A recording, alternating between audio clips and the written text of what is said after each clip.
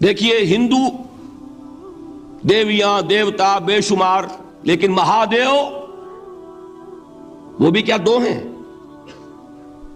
مہادیو وہ تو ایک ہے۔ انگریزی میں گاڈز گاڈیسز، لیکن وہ چھوٹے جی سے لکھے جائیں گے، چھوٹے جی سے لکھے جانے والے gods and goddesses. Roman mythology ہو، گریک مائتھولوجی ہو، ان دیویوں دیوتاؤں کے نام ہی آپ نہیں یاد کر سکتے، لیکن گاڈ بڑے جی سے وہ ایک ہے کہ نہیں؟ ٹاپ پر جو ہے وہ ایک ہے، اس کو وہ بھی مانتے ہیں کہ اومنی پوٹنٹ، اومنیشنٹ، اومنی پریزنٹ، علی کل شیء قدیر، بکل شیء علیم، ہر جگہ موجود، وہ تو ایک ہی ہے، وہ تو کیپٹل جی سے لکھا جائے گا۔ باقی اس کے نیچے فوج ہے دیویوں کی، دیوتاؤں کی، خداؤں کی اور خدانیوں کی، وہ گاڈز اینڈ گاڈیسز ہیں۔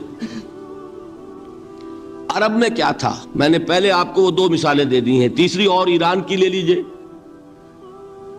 خیر کا خدا اور شر کا خدا اور، ایک یزداں ایک اہرمن، ٹھیک، سنویت ہو گئی نا، دو خداؤں کو مانا، لیکن وہی ہے جو خدائے خدائے گاں، خداؤں کا خدا، اس کو ایک ہی مانتے ہیں۔ یہی معاملہ عرب میں تھا، اللہ وہ ایک ہی تھا ان کے ہاں۔ قرآن میں آتا ہے ان سے پوچھئے وَلَئِن سَأَلْتَهُم مَّنْ خَلَقَ السَّمَاوَاتِ وَالْأَرْضَ لَيَقُولُنَّ اللَّهُ، جب ان سے کہا جاتا ہے کہ کس نے پیدا کیا آسمان اور زمین کو، یہ فوراً کہیں گے اللہ نے۔ فَأَنَّىٰ يُؤْفَكُونَ، تو یہ ماننے کے بعد کدھر جا رہے ہیں؟ وہ کیا کہتے تھے کہ وہ بڑا اللہ تو ایک ہی ہے، لیکن چھوٹے آلہہ ہیں۔ آلہہ اور اللہ میں وہی فرق ہے جو کیپٹل جی کا گاڈ اور چھوٹے جی سے گاڈز اینڈ گاڈیسز، وہی فرق ہے کہ جو مہادیو اور دیویوں اور دیوتاؤں میں ہے، وہی وہاں تھا اللہ وہ ایک اور سپریم، سب سے بالا تر، اس سے اوپر کوئی نہیں، تخلیق میں اس کا کوئی ساجی نہیں، لیکن اس نے کچھ آلہہ ہیں جنہیں کچھ اختیارات تقسیم کیے ہوئے، کچھ اس کے لاڈلی ہستیاں ہیں جو سفارش کر سکتی ہیں۔ بس یہ شرک تھا مشرکین مکہ کا، بات سمجھ رہے ہیں؟ اس کا جائزہ لیں گے تو آپ کو، اور جو آج شرک کی اقسام میں بیان کروں گا اس کو ہاتھ میں لیں گے تو کسی موحد کا تلاش کرنا مشکل ہو جائے گا۔ ڈھونڈ اب ان کو چراغ رخ زیبا لے کر، آج جن کا نام مسلمان ہے ان کی اکثریت کسی نہ کسی نوع کے شرک میں مبتلا ہے۔ اب آئیے اقسام شرک۔ اقسام شرک میں بھی وہی کیفیت ہے جو نفاق کے بارے میں میں نے عرض کی تھی کہ ایک تقسیم یہ ہے جو علماء نے کی ہے، ایک ہے عقیدے کا نفاق، ایک ہے عمل کا نفاق، اسی طرح ایک ہے عقیدے کا شرک، ایک ہے عمل کا شرک۔ عقیدے میں نہیں ہے، عمل میں ہے۔ ایک تقسیم آپ نے سنی ہوگی شرک جلی، شرک خفی، ایک ہے ننگا شرک، کھلم کھلا شرک، ایک ہے چھپا ہوا شرک جو نظر نہیں آتا۔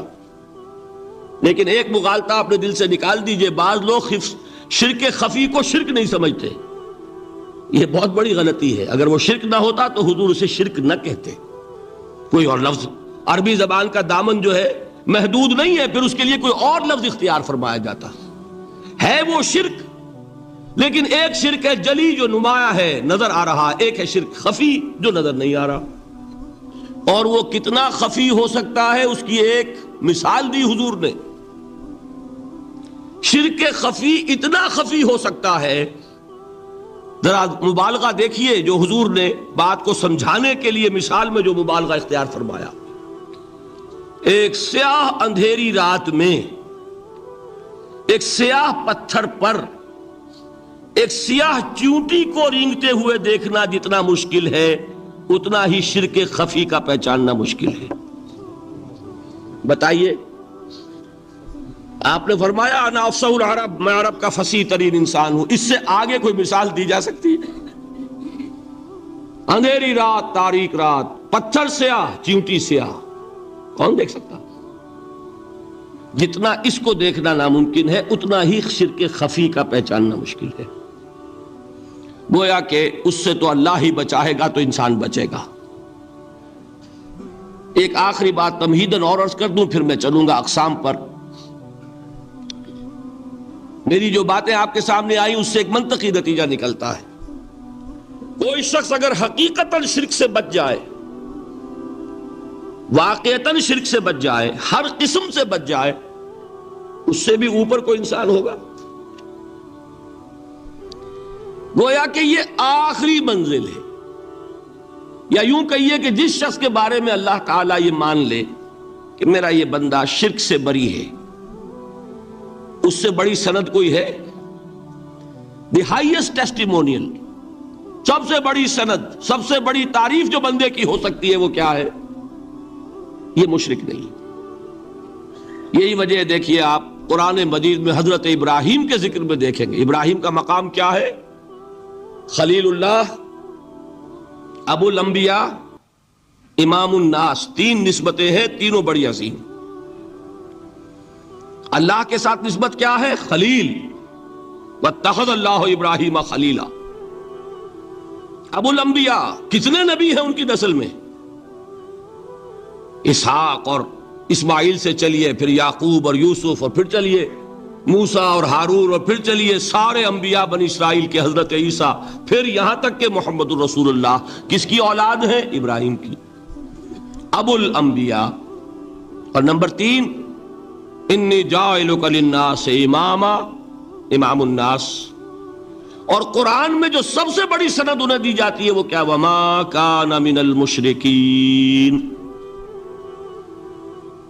تو ابراہیم مشرکین میں سے نہیں تھے. معلوم ہوا کہ یہ سب سے بڑی سند ہے، سب سے بڑا سرٹیفکیٹ ہے، سب سے بڑا ٹیسٹیمونیل ہے جو اللہ کی طرف سے کسی کو مل جائے. میں جو اقسام شرک بیان کرنا چاہتا ہوں تو میری تقسیم ذرا مختلف ہے. اب وہ ذرا اپنے ذہن میں وہ نقشہ بنا لیجئے، آپ بنایا کرتے ہیں ایک، اس کو پھر 3 میں تقسیم کیجئے. شرک کی 3 بڑی بڑی قسمیں ہیں. شرک فی الذات نمبر 1، شرک فی الصفات نمبر 2، شرک فی الحقوق نمبر 3. اور یہ میں عرض کر دوں آپ سے پہلے ہی، یہ مضمون بہت طویل ہے. میں آج صرف یہ کروں گا کہ خاکہ مکمل کر دوں. اب اس خاکے میں رنگ بھرنا، وہ تو ایک موضوع پر شرک فی الذات پر پوری تقریر ہونی چاہیے، شرک فی صفات پر ہونی چاہیے. ایک ایک گھنٹے کے میرے 6 کیسٹ ہیں اللہ کے فضل و کرم سے، جو کئی سال سے وہ پھیل رہے ہیں. 6 گھنٹے میں میں نے ان چیزوں کو بیان کیا. وہ موجود ہوں گے، لیکن آج وہ خاکہ ذہن میں بنا لیجئے، اور کچھ آپ کو الجبرے کے فارمولے ہاتھ میں آ جائیں تاکہ خود آپ میں صلاحیت پیدا ہو جائے پرکھنے کی کہ اس فارمولے کو اپلائی کر کے دیکھ لیں یہ شرک ہے یا نہیں. یہ 2 کام تو میں انشاءاللہ آج کر دوں گا، آپ مطمئن رہے. باقی یہ کہ تفصیل، وہ تو ہر سلسلے میں تفصیل پھر بہت ہوگی. وہ شوق ہو تو وہ کیسٹ آپ سنیے.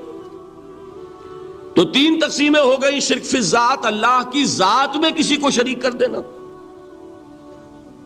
یہ سب سے زیادہ نمایاں، سب سے زیادہ جلی، سب سے زیادہ عریاں، اور اللہ تعالیٰ کو سب سے زیادہ مبغوض اور ناپسند شرک ہے. شرک فی الصفات نمبر 2، یہ ایک علمی مسئلہ ہے جس میں آدمی ٹھوکر کھا جاتا ہے اگر محتاط نہ ہو.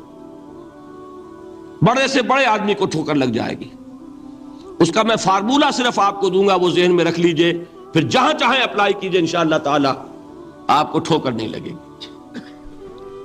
شرک فی الحقوق، اسی کا دوسرا نام شرک فی العبادت ہے. اللہ کا حق کیا ہے بندے پر؟ بندہ اللہ کی عبادت کرے، لیکن اس کو 5 اس کے مظہر ہیں، وہ ان میں گن کر بتا دوں گا کہ یہ شرک فی العبادت ہے. شرک فی العبادت کی اکثر شکلیں وہ ہیں کہ جو عملی شرک علماء جسے کہتے ہیں، اور اس کی شکلیں وہ ہو جائیں گی جن کو شرک خفی کہتے ہیں. تو سب سے جلی شرک فی الذات، سب سے خفی شرک فی الحقوق یا شرک فی العبادت، درمیان میں ایک علمی اعتبار سے مسئلہ ہے شرک فی صفات کا۔ اب آئیے سب سے پہلے شرک فی الذات، اس کی دو قسمیں، اب اس کو تقسیم کیجئے دو میں۔ ایک قسم جو زیادہ جلی ہے، زیادہ عریاں ہے، زیادہ ننگی ہے، یہ عجب ستم ظریفی ہے تاریخ کی کہ وہ ان قوموں میں پیدا ہوئی جو اپنا تعلق رسولوں سے جوڑتی ہیں۔ کیا کہ کسی کو خدا کا بیٹا بنا دینا، بیٹی بنا دینا۔ اب ظاہر بات ہے بیٹا بیٹی بنا دینا بالکل ہم پلہ کر دیا کہ نہیں؟ نو وہی ہو گئی کہ نہیں؟ دیکھیے غور کیجئے، گدھے کا بیٹا گدھا ہوگا، گھوڑے کا گھوڑا ہوگا، خدا کا خدا ہوگا۔ انسانوں میں آ جائیے، سید کا بیٹا سید ہوگا، مغل کا بیٹا مغل ہوگا۔ یہ بالکل ہم کفو بنا دینے والی بات ہے، بالکل ہم پلہ، ہم جنس، ہم نوع۔ یہ بدترین شرک ہے۔ اور آپ کو معلوم ہے یہ شرک کن میں پیدا ہوا؟ یہود کے ایک گروہ میں پیدا ہوا جنہوں نے حضرت عزیر کو خدا کا بیٹا قرار دیا۔ قالت الیہود عزیر ابن اللہ۔ سب سے زیادہ پیدا ہوا عیسائیوں میں جنہوں نے حضرت مسیح کو خدا کا بیٹا قرار دیا۔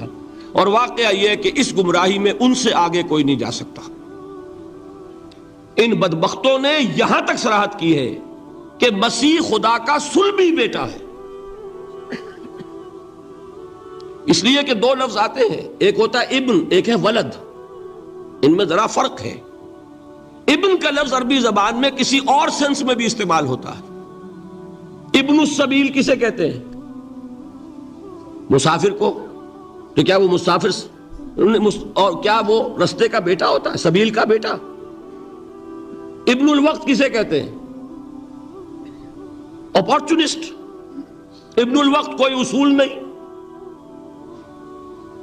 گنگا گئے تو گنگا رام اور جمنا آئے تو جمنا داس۔ یہ کیا ہے؟ ابن الوقت۔ لیکن ابن کے معنی جو ہے وہ بیٹے کے بھی ہے، تو تعویل ہو سکتی ہے، لیکن انہوں نے ولد کہا ہے۔ ولد کسے کہتے ہیں؟ صلبی بیٹے۔ یہ بدترین شرک ہے۔ یہی وجہ ہے کہ قرآن مجید میں آپ دیکھیں گے کہ جتنا غضب اللہ کا ان پر بھڑکا ہے اس عقیدے پر، وَيُنذِرَ الَّذِينَ قَالُوا اتَّخَذَ اللَّهُ وَلَدًا، یہ قرآن نازل ہوا ہے محمد پر صلی اللہ علیہ وسلم تاکہ وہ خبردار کریں انہیں جنہوں نے یہ کہا ہے کہ اللہ نے کسی کو بیٹا بنایا۔ یہ سورہ کہف میں ہے، اور اگلی سورت سورہ مریم میں تو ایسا غضب اللہ کا ظاہر ہوتا ہے۔ وَقَالُوا اتَّخَذَ الرَّحْمَنُ وَلَدًا لَقَدْ جِئْتُمْ شَيْئًا إِدًّا تَكَادُ السَّمَاوَاتُ يَتَفَطَّرْنَ مِنْهُ وَتَنشَقُّ الْأَرْضُ وَتَخِرُّ الْجِبَالُ هَدًّا أَن دَعَوْا لِلرَّحْمَنِ وَلَدًا وَمَا يَنبَغِي لِلرَّحْمَنِ أَن يَتَّخِذَ وَلَدًا۔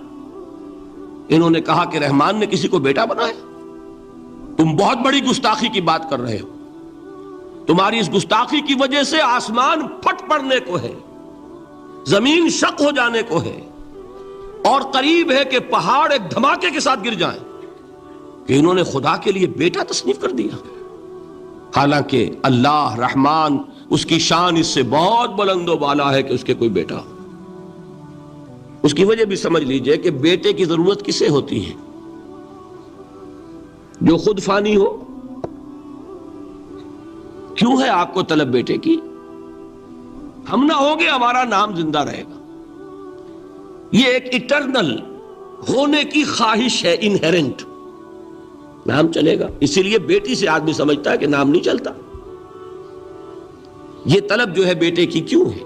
بیٹے سے نسل چلتی ہے۔ اس کی ضرورت کس کو ہے؟ جو خود فانی ہے۔ وَمَا يَنبَغِي لِلرَّحْمَنِ أَن يَتَّخِذَ وَلَدًا، جو خود باقی ہے ہمیشہ کے لیے، اس کو کوئی احتیاج نہیں۔ تو آپ نے بات سمجھ لی؟ میں بہت مختصر بات کروں گا آج۔ اسی طریقے سے حضرت ابراہیم کی نسل سے تھے جو مکے کے لوگ اور عرب کے لوگ، بنی اسماعیل، جو موحد کامل تھا ابراہیم، جس کو اتنی مرتبہ سند ملی وما کان من المشرکین، ان کی نسل میں وہ لوگ تھے جنہوں نے فرشتوں کو خدا کی بیٹیاں بنا دیا۔ یہ جو ان کی دیویاں تھیں یہ مؤنث، لات، عزا، منات، یہ سب کیا مؤنث نام ہے۔ انہوں نے یہ کہا کہ فرشتے جو ہیں وہ خدا کی بیٹیاں۔ اصل میں عقیدہ کیسے ہوتا ہے؟ انہوں نے کہا بڑے لاڈلے ہیں، لاڈلی ہوتی ہے بیٹی بہت زیادہ، تو یہ خدا کی بیٹیاں ہیں۔ ہوتے ہوتے ان کا یہ عقیدہ ایسا پکا ہوا کہ بجائے استعارے کے اب انہوں نے حقیقت بنا دیا یہ خدا کی بیٹیاں ہیں۔ ان پر قرآن مجید نے کئی جگہ پر ذرا ایک لطیف انداز میں تنزیہ پیرائے میں بھی کہا ہے کہ بھائی تم نے خوب کیا، انہوں نے الاٹ کیا تو بیٹا تو کیا، تم نے اللہ کو الاٹ کی تو بیٹیاں کی، جو تمہیں خود پسند نہیں۔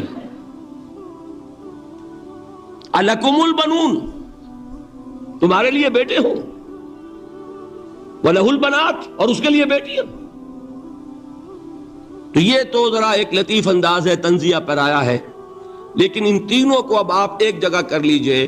بیٹا بیٹی قرار دینے کا شرک، یہ کیا ہے؟ شرک فی الذات، ہر اعتبار سے اللہ کا مثل بنا دینا، ہم کفو بنا دینا، ہم پلہ بنا دینا، ذات میں شریک کر دینا، یہ بدترین شرک ہے۔ یہی وجہ ہے، دیکھیے قرآن مجید کی عظیم ترین سورت کون سی ہے؟ سورہ اخلاص، جو ایک تہائی قرآن کے مساوی حضور نے قرار دیا، جس کو ثلث قرآن کے مساوی، وہ در حقیقت اسی شرک کی نفی پر ہے۔ قل هو اللہ احد اللہ الصمد لم یلد ولم یولد ولم یکن لہ کفوا احد۔ یہی آیا اس میں سورہ بنی اسرائیل کی آیت آخری میں نے سنائی تھی، وَقُلِ الْحَمْدُ لِلَّهِ الَّذِي لَمْ يَتَّخِذْ وَلَدًا، کہو کہ کل شکر اور کل تعریف اس اللہ کے لیے جس نے کسی کو اپنا بیٹا بیٹی نہیں بنایا۔ ولد دونوں پر جاتا ہے، اولاد جیسے آپ کہتے ہیں، اولاد بیٹا بیٹی شریک ہوتے ہیں، نہ اس کا کوئی بیٹا نہ اس کی کوئی بیٹی، نہ وہ جنا گیا نہ اس نے کوئی جنا۔ ایک قسم تو یہ ہوئی شرک فی الذات کی۔ دوسری قسم کیا ہے؟ یہ ان مذاہب میں ہوئی ہے جو نبیوں اور رسولوں کی طرف نسبت نہیں رکھتے بلکہ فلسفیانہ مذاہب ہیں۔ ہندوستان کے اکثر مذاہب فلسفیانہ ہیں۔ فلسفیانہ مذاہب میں یہ شرک فی الذات کس شکل میں پیدا ہوا؟ دو شکلیں پیدا ہوئیں، ایک ہماوست اور ایک حلول۔ حلول کیا ہے؟ اللہ نے کسی انسان کے اندر اپنے آپ کو حل کر دیا، انسانی شکل میں وہ خود ظاہر ہو گیا۔ اوتار کا عقیدہ، انگلش میں گاڈ انکارنیٹ، عیسائیوں میں بھی حضرت مسیح کو گاڈ انکارنیٹ بھی قرار دیا جاتا ہے۔ خود خدا نے یہ شکل اختیار کر لی۔ رام چندر جی ہوں، کرشن جی مہاراج ہوں، کیا ہے؟ یہ اوتار ہیں۔ اللہ نے ان میں حلول کیا یا اللہ نے ان کی شکل میں ظہور کیا۔ سمجھ میں آگے؟ اور ایک عقیدہ کیا ہے؟ یہ بڑا فلسفیانہ مسئلہ ہے، دیکھیے بڑا ٹیڑھا مسئلہ ہے یہ، لیکن میں اس وقت اس کی تفصیل میں نہیں جاؤں گا، بہت باریک باتیں ہو جائیں گی۔ مسئلہ کیا ہے کہ اگر خدا کو مان لے تو پھر سوال یہ ہے کہ خدا نے اس کائنات کو کیسے پیدا کیا؟ یہ ایک سوال آتا ہے ذہن میں، جس کے نہیں آتا وہ کہے گا پاگل پن ہے، خامخواہ اس پر کیوں سوچتے ہیں، لیکن جس کے ذہن میں سوال آ گیا اس کے لیے بڑی مصیبت ہو جاتی۔ وہ تو سوچتا ہے، انسان کا اختیار نہیں ہوتا اپنے ذہن پر، وہ لاکھ روکے اسے مت سوچو، وہ اور سوچے گا۔ یہ مصیبت ہے فلسفیوں کی، کیسے پیدا کیا؟ اب ایک تصور تو یہ ہے کہ جیسے یہ میز ہے، بڑھئی نے بنایا اس کو، بڑھئی علیحدہ ہے، میز علیحدہ ہے، لیکن اس میں یہ بات ماننی پڑے گی کہ پہلے کوئی چیز تھی جس سے میز بنائی، لکڑی تو تھی نا، اس سے میز بنائی۔ لہذا ہندوؤں میں ایک عقیدہ یہ ہے کہ خدا بھی قدیم، مادہ بھی قدیم، خدا نے اس مادے سے یہ شے بنا دی، مادے سے یہ بنا دی. وہی مٹی کی تغاری ہوتی ہے، کمہار اس سے کوئی رکابی بنا دیتا ہے، کوئی وہ ہنڈیا بنا دیتا ہے، کوئی گھڑا بنا دیتا ہے. مٹی تو ہے نا پہلے. تو مادہ بھی قدیم، خدا بھی قدیم، اور مادے سے خدا نے یہ شکلیں بنا دی. ٹھیک، یہ بھی سنویت ہو گئی، توحید تو ختم ہو گئی. تو جن لوگوں کا ذہن تھا توحیدی لیکن اس مسئلے میں الجھ گئے، انہوں نے ایک اور شکل تجویز کی کہ خدا خود ہی اس شکل میں تبدیل ہو گیا. کیسے؟ جیسے برف پگھلتی ہے تو پانی بن جاتا ہے. پانی کہاں سے آیا؟ برف سے. اب کوئی پوچھے برف کہاں ہے؟ بھائی یہی پانی ہے، یہی برف ہے یا نہیں؟ اسی پانی کو آگ کے اوپر آپ نے رکھ دیا، وہ بھاپ بن گئی. اب آپ کہیں برف کہاں ہے، پانی کہاں ہے؟ یہی بھاپ جو ہے یہی در حقیقت پانی ہے، یہی بھاپ جو ہے یہی برف ہے. یہ ہے وہ ہماؤس پینتھیزم جس کو انگریزی میں کہتے ہیں، کہ خود خدا نے روپ دھار لیا اس کائنات کا. یہ دو فلسفے ہیں. کیا ہے یہ؟ بدترین شرک ہے. پہلی اگر شکل ہے تو وہ انسان خدا قرار پا گیا، جس کو اوتار مانا وہ خدا ہو گیا کہ نہیں؟ اور دوسری شکل میں تو ہر چیز ہی خدا ہے، یہ بھی خدا، یہ بھی خدا، پتھر بھی خدا، درخت بھی خدا، ہر چیز خدا. اس لیے کہ وہ برف پگھلی ہے تو پانی بنا ہے. وہ پانی چاہے زیر زمین آ رہا ہے، وہ پانی چاہے زمین کے اوپر دریا کی شکل میں آ رہا ہے یا زمین میں سوتے چل رہے ہیں، پانی تو وہی برف ہے جو پہاڑوں پر ہمالیہ پر پڑا ہوا ہے، وہی پگھل رہا ہے، یہ کچھ بن رہا ہے. یہ ہے شرک فی الذات کی دوسری قسم جو دنیا میں رہی، پینتھیزم اور انکارنیشن، یا حلول اور ہماؤست. سمجھ میں آگے؟ اب میں ایک بات آپ سے عرض کروں گا. اللہ کا اس امت پر بہت بڑا فضل ہے جس کا آپ کو شکر ادا کرنا چاہیے. اس نوع کے شرک سے یہ امت 15ویں صدی شروع ہو جانے کے باوجود تاحال بحیثیت مجموعی محفوظ ہے.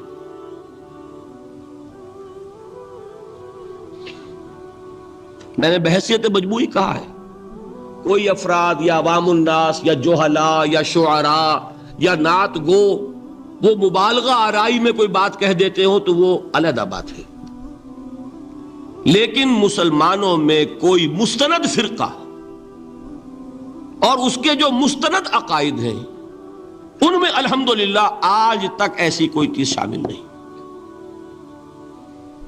اس کا جب آپ تقابل کریں گے نا، آپ کا کیا خیال ہے عیسائیوں کو حضرت مسیح سے کتنی محبت تھی؟ اس کا تقابل کیجئے جو محبت مسلمانوں کو رہی حضور کے ساتھ. عیسائیوں کی محبت عشر عشیر نہیں بنے گی. اس محبت کے باوجود کہ ہمیں 10 گنا 100 گنا 1000 گنا زیادہ محبت ہے حضور کے ساتھ، لیکن دیکھیے کہ انہوں نے خدا کا بیٹا بنا دیا. یہاں کسی نے حضور کے بارے میں یہ بات آج تک کہی؟ یہ بہت بڑا کنٹراسٹ ہے نا. یہ در حقیقت عقیدت اور محبت کا غلو ہوتا ہے. تو عقیدت اور محبت کی کمی تو یہاں بھی نہیں، الحمدللہ ان سے زائد ہے. لیکن الحمدللہ ثم الحمدللہ ثم الحمدللہ خدا کا بیٹا تو کسی نے نہیں بنایا. اچھا میں ایک اور کنٹراسٹ آپ کو دکھاتا ہوں تاکہ آپ اللہ کا شکر کریں. حضرت علی کی کیا نسبت ہے حضور کے ساتھ؟ نبی اور امتی. حضرت علی کو خدا کہنے والے پیدا ہوئے کہ نہیں؟ بتائیے نا. کیا وجہ ہے کہ علی کو خدا کہنے والے پیدا ہوئے لیکن محمد کو خدا کہنے والا پیدا نہیں ہوا صلی اللہ علیہ وسلم ورضی اللہ تعالی عنہ؟ بہت اہم بات ہے، غور کیجئے گا اس میں. حالانکہ حضرت علی کا رتبہ کہاں، حضور کا کہاں. آج بھی آپ دیکھیے آپ کے جاہل عوام کے زبان پر نعرہ یا علی مدد کا ہوتا ہے، یا محمد مدد کسی نے کہا آج تک؟ یہ یا محمد لکھنے کے کام آتا ہے صرف، وہ مسجد پہ لکھ دو تاکہ پتہ چل جائے یہ فلاں فرقے کی مسجد ہے، دوسرا خود ہی بھاگ جائے وہاں سے۔ یہ صرف اس کام کے لیے ہے۔ باقی جہاں اصل میدان میں بات آتی ہے، کوئی نعرہ لگاتا ہے یا محمد مدد، محمد کا رتبہ اونچا یا علی کا، تو ان سے کیوں نہیں مدد مانگی؟ یہ سوالات آپ کے سامنے رکھ رہا ہوں میں۔ پھر یہ کہ جس طریقے سے کہ غوث اعظم کو پکارا جاتا ہے، کیا محمد کو پکارا جاتا ہے؟ کیا نسبت ہے؟ حضرت علی تو پھر بھی صحابی ہے، خلیفہ چہارم ہے، حضور کے چچا داد بھائی ہے، داماد ہے۔ غوث اعظم تو بہرحال وہ نسبت تو نہیں ہے۔ دیکھیے، میں اس کا تعلق جوڑتا ہوں ختم نبوت سے۔ جس طرح اللہ نے خصوصی حفاظت فرمائی ہے قرآن کی، اسی طرح خصوصی حفاظت فرمائی ہے محمد الرسول اللہ۔ یہ اسپیشل پروٹیکشن ہے، ورنہ نہیں ہو سکتی تھی۔ یہ خصوصی تحفظ ہے اللہ کا۔ یہاں بگاڑ پیدا ہو جائے تو صحیح کون کرے گا؟ اب حضرت مسیح کی اصل حقیقت تو حضور نے آگے بتا دی۔ ذالک عیسی ابن مریم قول الحق الذی فیہ یمترون ما کان للہ ان یتخذ ولدا سبحانہ۔ یہ حضور نے آ کر حضرت مسیح کی حقیقت بیان کر دی کہ نہیں؟ سورہ مریم کی یہ آیات سنی تھی نجاشی رحمت اللہ علیہ نے جب حضرت جعفر ابن ابی طالب کی زبان سے، تو کیا کہا تھا تنکا اٹھا کر، خدا کی قسم جو ان آیات میں مسیح کا مقام بیان ہوا ہے، مسیح اس سے تنکا بھر بھی زیادہ نہیں ہے۔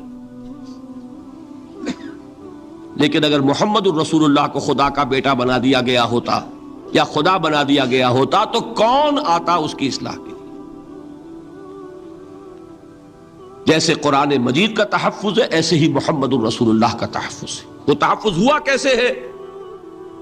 جتنا قرآن مجید نے ایمفیسائز کیا حضور کی بشریت کو، قل انما انا بشر مثلکم، اے نبی ان کو بتاتے رہیے، بار بار بتائیے کہ مجھے کچھ اور نہ بنا لینا، میں بھی بشر ہوں، انسان ہوں۔ ہاں مجھ پر وحی ہوتی ہے، تم پر نہیں ہوتی، یہ فرق ہے۔ میں رسول ہوں، تم نہیں ہو۔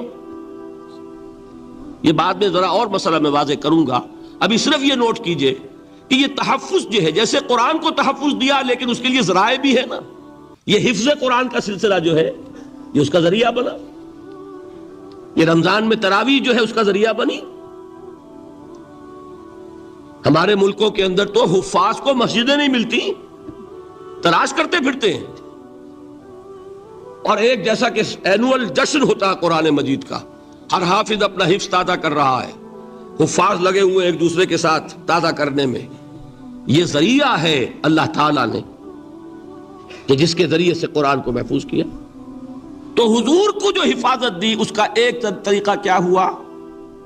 قرآن مجید میں حضور کی بشریت کا نمایاں کرنا، اور دوسرا یہ کہ خود حضور نے ایسی باریک بینی سے روکا۔ یہ بھی آپ کو پسند نہیں تھا کہ میں آؤں تو تم کھڑے ہو جاؤ۔ سنا کہ نہیں سنا آپ نے؟ صحابہ کو آپ روکتے تھے۔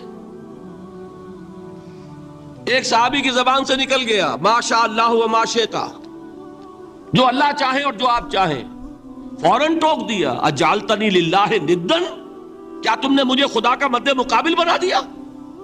مشیت صرف اس کی ہے۔ یہ روک ٹوک،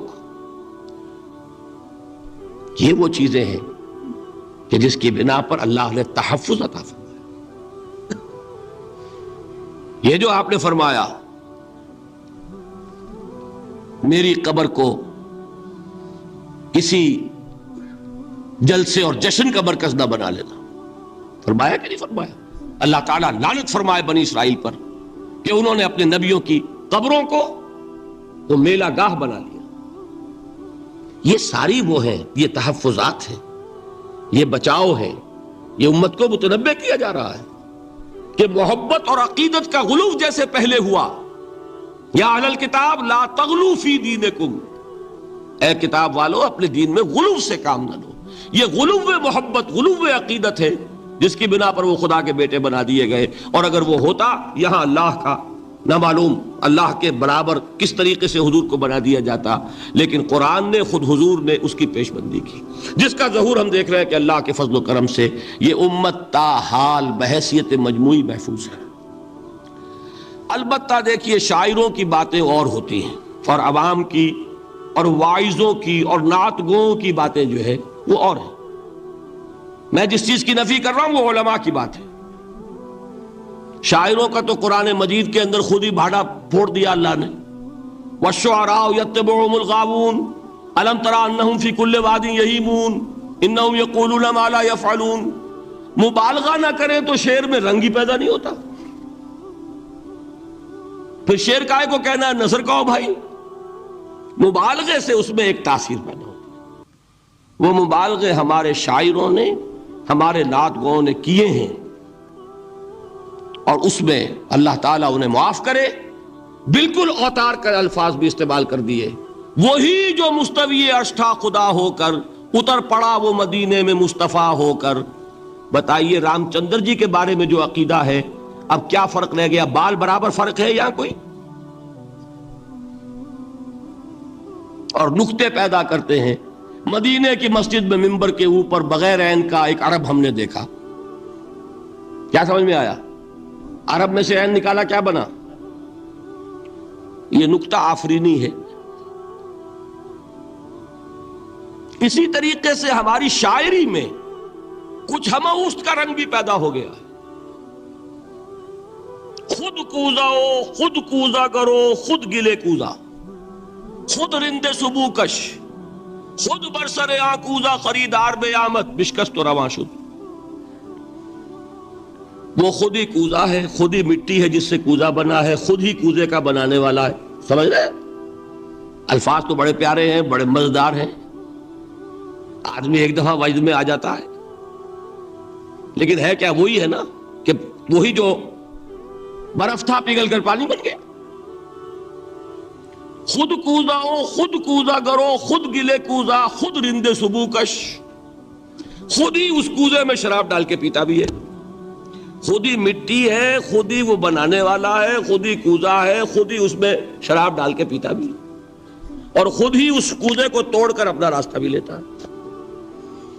اب آپ اس پر سر دنیے اور جو چاہے کریں، لیکن یہ کہ اس کا ڈانڈے مل گئے کہ نہیں اسی ہماؤس سے؟ لیکن یہ کسی مفتی کی بات ہے کیا؟ یا کسی ائمہ دین میں سے کسی کا قول ہے؟ بھائی شاعروں کی باتیں سن لیا کریں، اللہ اللہ خیر صلی اللہ۔ ان چیزوں کا بہت زیادہ سختی کے ساتھ نوٹس بھی لینے کا کوئی فائدہ نہیں ہوتا۔ بات وہ ہونی چاہیے کہ جو علماء کہہ رہے ہوں،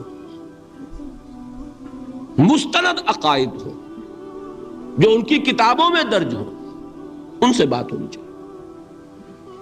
تو یہ چیزیں، یہ گمراہیاں آئی ہیں، لیکن الحمدللہ ثم الحمدللہ کہ یہ عوام میں ہے، جہلاء میں ہے، شعراء میں ہے، نعت گوؤں میں ہے، یہ کسی بھی مستند دینی فرقے کے مستند علماء میں ہم کے ہاں موجود نہیں۔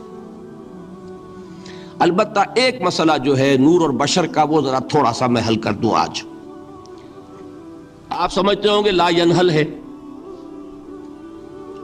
میں نے جس طرح کہا تھا کہ امام بخاری کا قول بھی 100% درست اور امام ابو حنیفہ کا بھی 100% درست ثابت کیا کہ نہیں، اسی طرح میں کہتا ہوں جو حضور کو بشر کہتے ہیں وہ بھی 100% درست، جو حضور کو نور کہتے ہیں وہ بھی 100% درست۔ مطلب کیا ہے؟ دیکھیے ہر انسان کے وجود کے دو حصے ہیں، میں نے پہلے دن شاید کچھ بیان کیا تھا۔ ایک خاکی وجود، اور اینیمل بینگ جو حیوان ہے ہمارا، ایک وہ روح ربانی جو اس میں پھونکی گئی۔ آدم میں جب وہ روح پھونکی گئی تب وہ مسجود ملائک بنے۔ فَإِذَا سَوَّيْتُهُ وَنَفَخْتُ فِيهِ مِن رُوحِي فَقَعُوا لَهُ سَاجِدِينَ۔ دو جگہ آیت ہے قرآن مجید میں ایک شوشے کے فرق کے بغیر، سورہ حجر اور سورہ صاد. جب میں اس کو پوری طرح تیار کر لوں اور اس میں اپنی روح میں سے پھونک دوں تو گر پڑنا اس کے سامنے سجدے میں. ہمارا جو خاکی وجود ہے وہ ظلمانی ہے، اور جو ہمارا روحانی وجود ہے وہ نورانی ہے. اس کی نسبت کس سے ہے؟ اللہ سے. بات سمجھ میں آئی؟ لیکن ہم نے اپنے اس نورانی وجود کو اپنے خاکی ظلمانی وجود میں دفن کیا ہوا ہے، اور محمد الرسول اللہ صلی اللہ علیہ وسلم کا وہ نورانی وجود آپ کے اس خاکی وجود پر اس درجے غالب تھا کہ وہ خاکی وجود معدوم کے درجے میں ہے، لیکن وہ حضور صلی اللہ علیہ وسلم پر اثر انداز نہیں ہو سکتا. وہی خاکی وجود ہے جسے ہم نفس کہتے ہیں. نفس غلبہ کر سکتا ہے محمد پر صلی اللہ علیہ وسلم. حضور کی شخصیت کی نورانیت نے آپ کی شخصیت کے خاکی وجود کا احاطہ کیا ہوا. ہماری شخصیت کی ظلمانیت نے ہماری اس نورانیت کو گل کیا ہوا، دفن کیا ہوا ہے، چھپایا ہوا ہے. بس یہ فرق ہے. انہیں آپ کہہ لیں نور، صحیح ہے، ان کی نورانیت غالب ہے. یہی بات ہے جو حضور نے اس طرح سمجھائی. دیکھو ہر انسان کے ساتھ ایک شیطان ہوتا ہے. اب کسی صحابی نے بڑی جرت سے کام لیا، پوچھ لیا حضور کہ آپ کے ساتھ بھی ہے؟ ہر انسان کے ساتھ جو کہا نا، تو انسان تو ہے آپ بھی، جو کہ آپ کے ساتھ بھی ہے. آپ نے فرمایا ہے، لیکن میں نے اسے مسلمان کر رکھا. بات ختم ہو گئی. نفی نہیں ہے، وہ میرے تابع ہے، میرا مطیع ہے، مجھے غضب نہیں پہنچا سکتا. ہے تو صحیح، لیکن نہ ہونے کے درجے میں آ گیا کہ نہیں. یہ ہے فرق سارا. اور میں یہاں پہ کوٹ کرنا چاہتا ہوں ایک بہت بڑے بریلوی مکتب فکر کے عالم دین، صاحب زادہ، نام میرے ذہن سے ایک دم اتر گیا، فیض الحسن. اللہ تعالیٰ ان کی خطاؤں سے درگزر فرمائے، ان کی مغفرت فرمائے. آپ نے سنا ہوگا نا نام. انہوں نے ایک روز تقریر کی جو میں نے سنی، اور تقریر کہاں کی؟ ساہیوال میں. وہاں کا ایک بہت مشہور چوک ہے، مہاجرین، مسجد مہاجرین کہلاتی ہے، وہاں تقریر تھی ان کی، میں نے سنی. ان کے الفاظ یہ تھے کہ کیا آپ لوگ ہمیں جاہل سمجھتے ہیں؟ کیا ہمیں عربی نہیں آتی؟ کیا ہم نے قرآن نہیں پڑھا جس میں بار بار یہ لکھا ہوا ہے کہ حضور بشر ہیں؟ حضور بشر ہیں، لیکن اصل میں ہم حضور کی بشریت کو نمایاں کرنے کو سوء ادب سمجھتے ہیں. بات سمجھیے آپ نے، اس قدر پیاری بات ہے. انہوں نے کہا کہ آپ کے باپ کا نام کیا ہے؟ عبد الرحمن. آپ عبد الرحمن کہہ کے پکارتے ہیں انہیں؟ ابا جان. ابھی آپ نے وہ آیات سنی، حضرت ابراہیم نے اپنے مشرک باپ کو یا ابت ہے، یا ابت ہے، بڑا پیارا ترجمہ کیا. ابا جان، ابا جان. کیا نام لیں گے؟ آپ کے باپ کا نام ہے، نام نہیں لیتے آپ. کیوں؟ ادب کی وجہ سے. اسی وجہ سے ہم در حقیقت حضور کی بشریت کو نمایاں کرنے کو سوء ادب سمجھتے ہیں. ورنہ کوئی ہم جاہل ہیں، ہمیں عربی نہیں آتی، ہم نے قرآن نہیں پڑھا، ہم جانتے ہیں کہ وہ بشر. بات سمجھ میں آئی؟ کتنی آسانی سے مسئلہ حل ہوتا، بشرطے کہ نیت حل کرنے کی ہو. آخر آمنہ کے بیٹے ہیں، عبداللہ کے بیٹے ہیں، عبد المطلب کے پوتے ہیں. بچپن آپ پر گزرا ہے، لڑکپن آپ پر گزرا ہے، نوجوانی آپ پر آئی ہے، جوانی آپ پر آئی ہے، شادی آپ نے کی ہے، اولاد آپ کی ہے. کون بے وقوف احمق ہوگا کہ جو آپ کی بشریت کا انکار کرے گا؟ لیکن یہ کہ جس طریقے سے اس کو بیان کیا جاتا ہے وہ ایک مسئلہ بن گیا اختلافی، وہ رد و قضا اور کھینچ تان. اور اس میں بھی سمجھ لیجئے مثلوکم پر جو ایمفیسس بعض حضرات دے دیتے ہیں اپنے توحیدی، جو ان کے اندر ایک مزاج ہے، اللہ تعالیٰ ان کے مزاج کو اور پختہ کرے، لیکن اس میں بھی مبالغہ کیا جاتا ہے.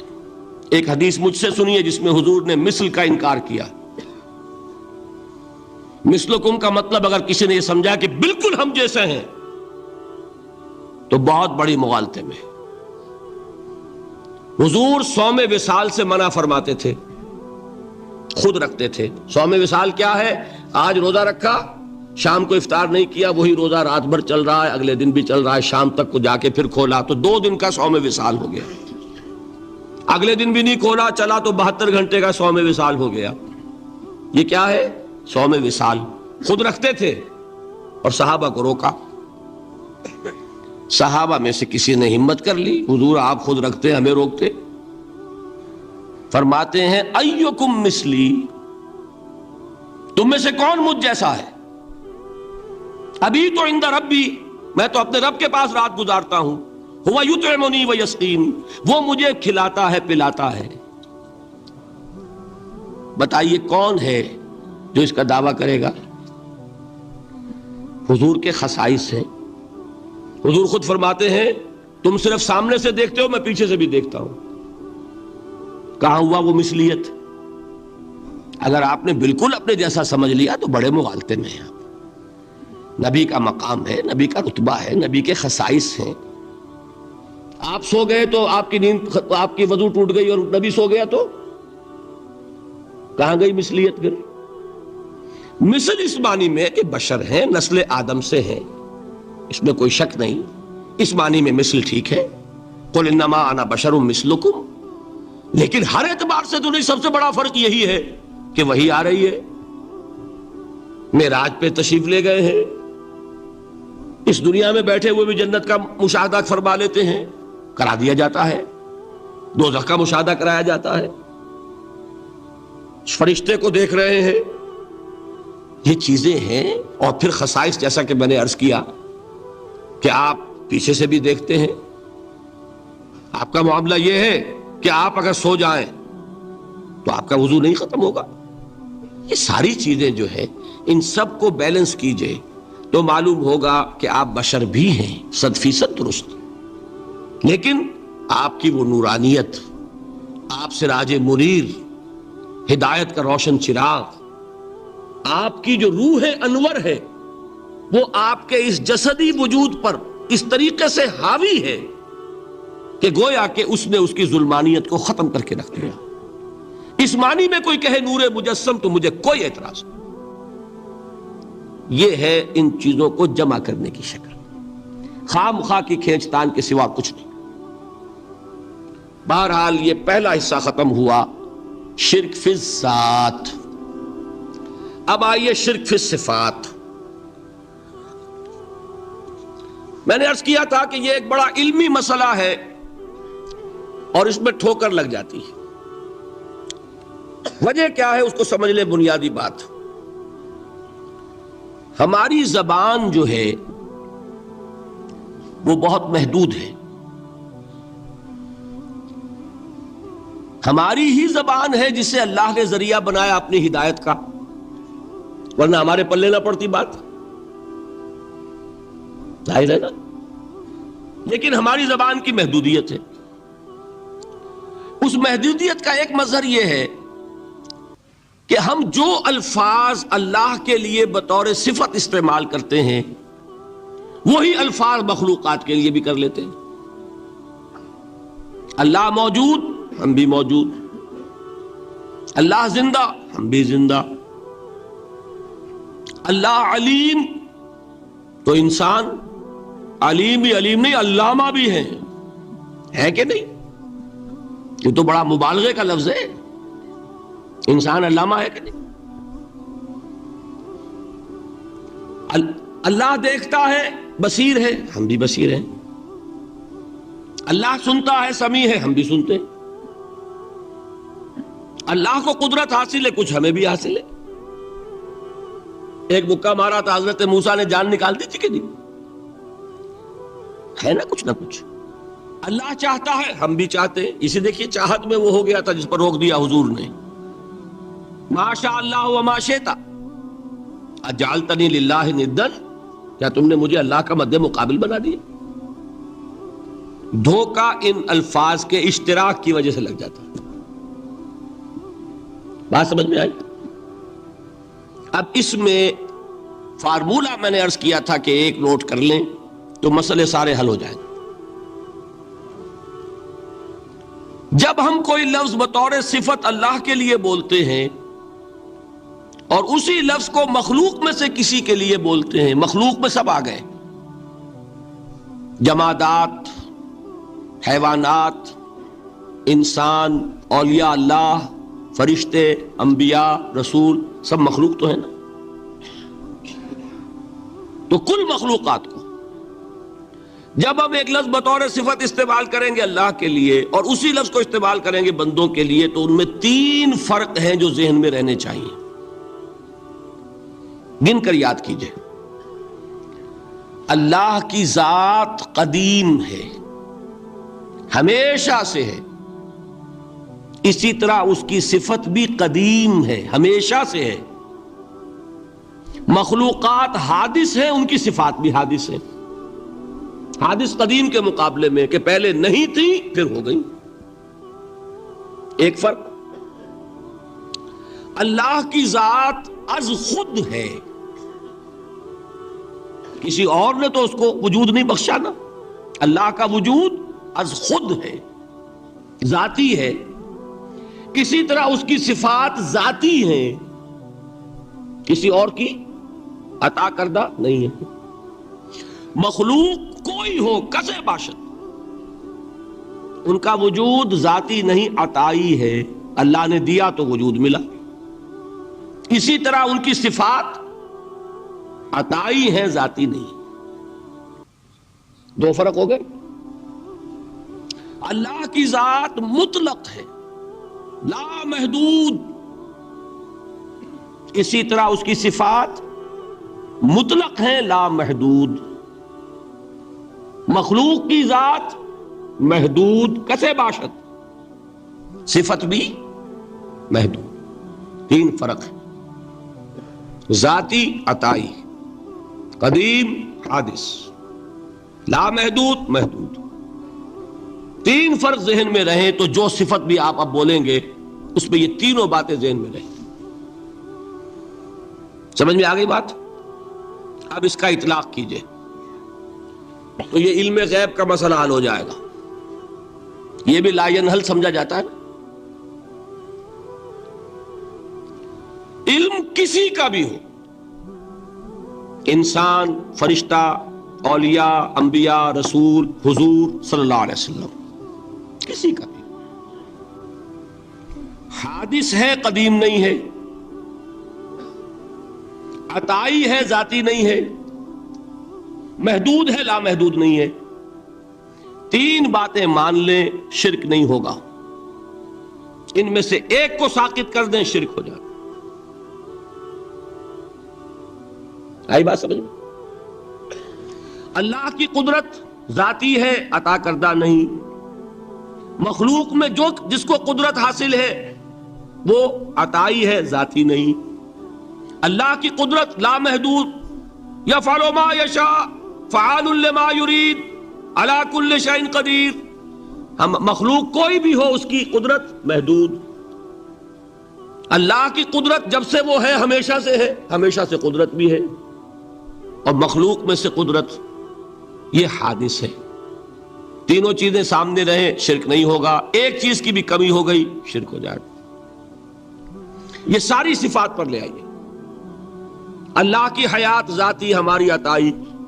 لائی حیات آئے، قضا لے چلی چلے، اپنے بس میں نہ آنا تھا نہ جانا ہے.